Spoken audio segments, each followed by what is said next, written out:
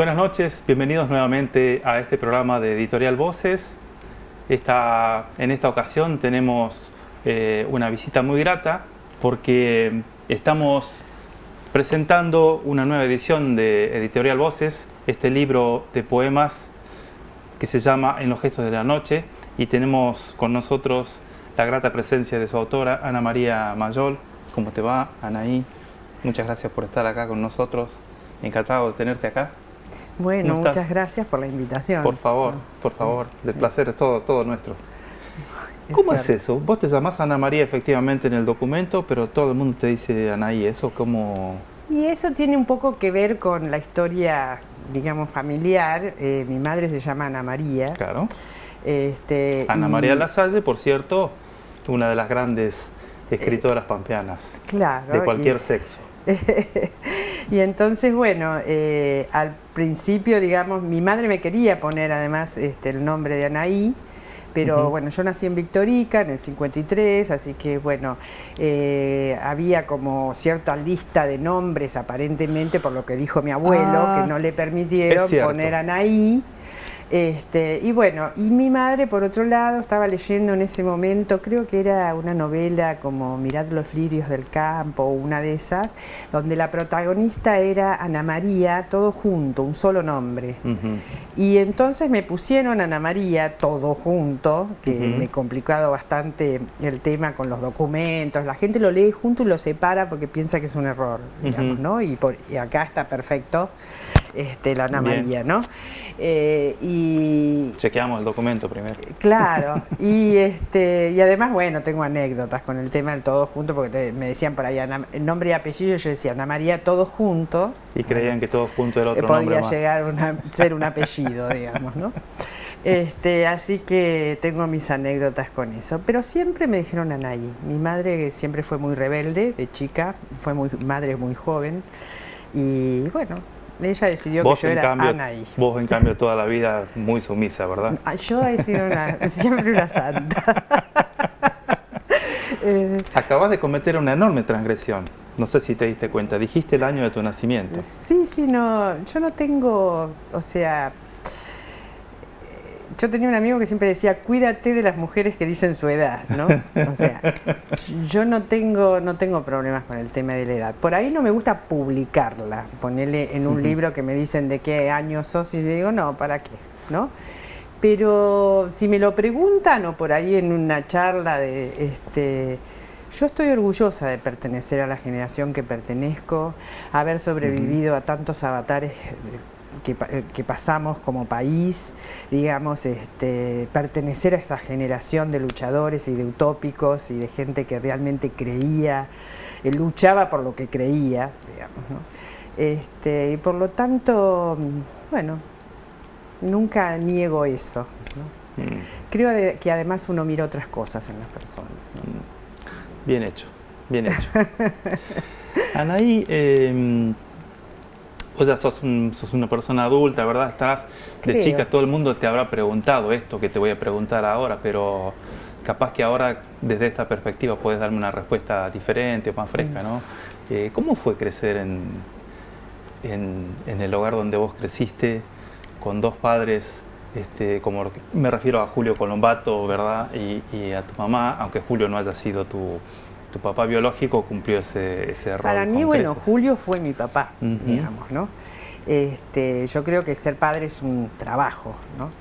Y él desarrolló su trabajo como padre, y fue muy interesante vivir en una casa con un abuelo como mi abuelo Juan Carlos Lasalle, que tuvo mucho que ver con mi infancia, y él también escribía y pintaba además, y tener dos padres como Ana María Lasalle y Julio Colombato, que bueno, que ser la hija de no fue fácil, porque también había como hubo como un tema de exigencia, de autoexigencia intelectual, digamos, porque como siendo hija de podés, no vas a saber tal cosa, ¿no? O vas a ir a rendir y te va a ir mal, no sé qué decirte. Yo me imponía yo tenía como una cierta cuestión con la exigencia, ¿no?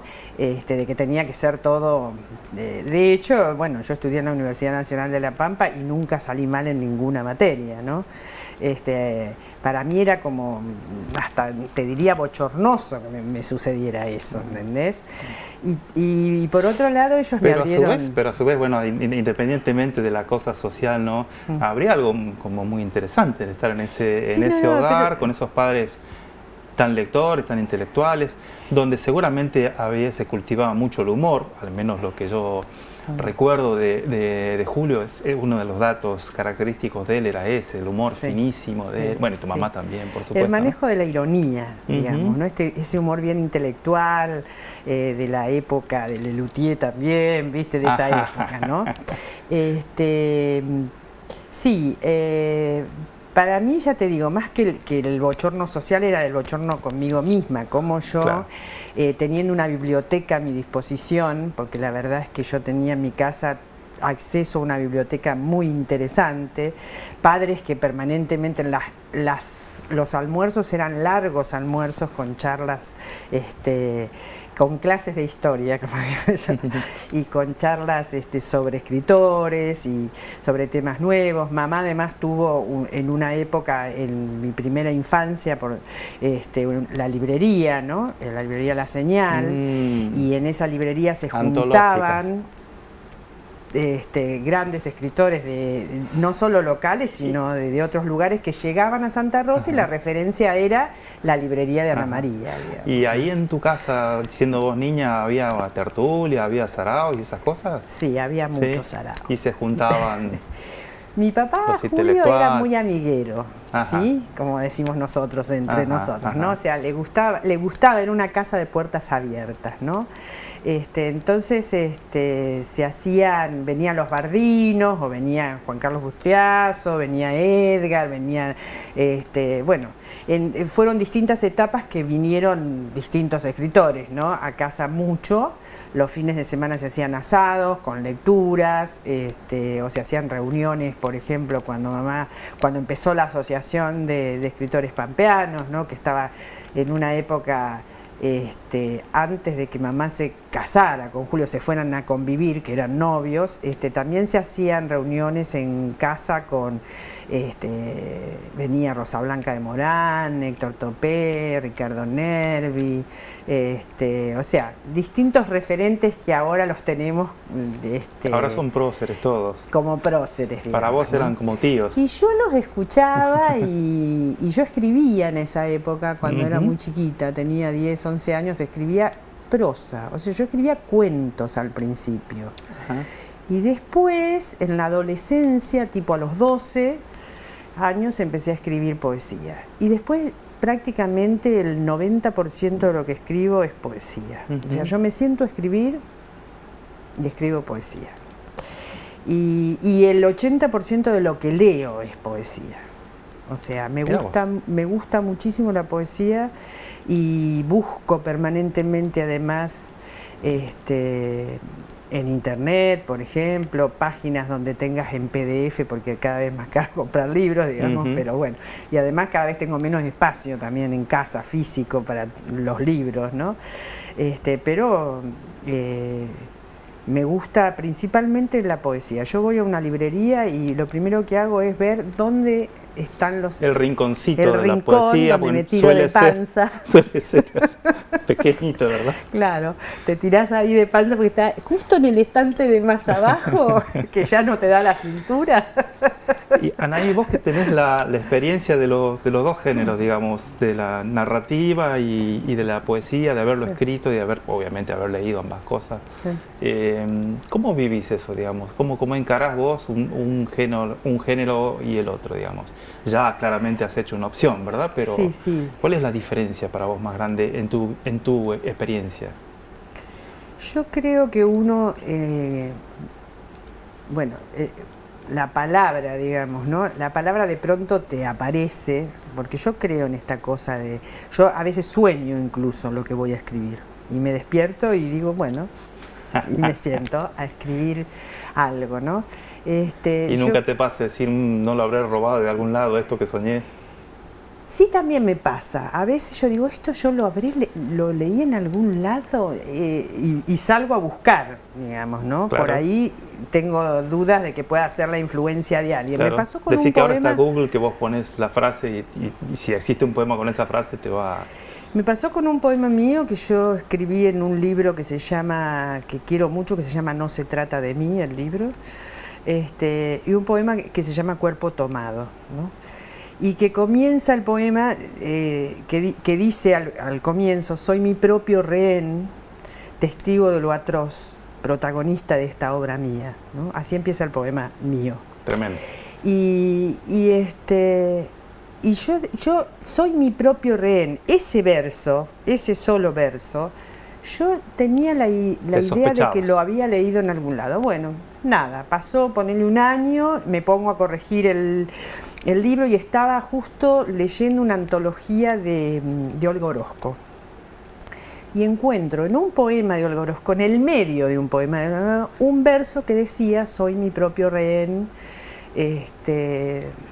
no me acuerdo cómo seguía, pero bueno, lo tengo de epígrafe, por supuesto. Lo puse como epígrafe del poema porque el poema ya estaba escrito hacía un año y medio, pero realmente cuando uno lee mucho, a veces inconscientemente, ¿no?, está impregnado de inconscientemente o no, fuiste a abrevar en una fuente de primera línea. Claro, sí, sí, ¿No? pero viste vos, a veces, y a veces en algunos poemas que yo les veo como una influencia, un sesgo, algo, de alguien, digamos, ¿no?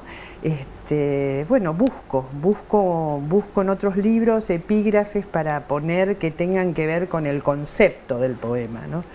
Porque para mí la poesía tiene muchas lecturas, ¿no?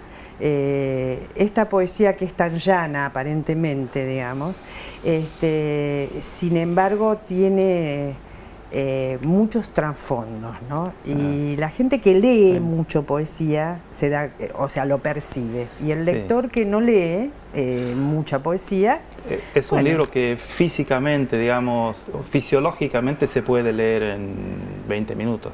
Si querés. Pero se puede pensar o repensar o volver a leer con otra mirada, digamos, ¿no? Anaí, te pido por favor que me concedas unos minutos, vamos a hacer una brevísima pausa y después continuamos dialogando. Bueno. No se vayan. Bueno.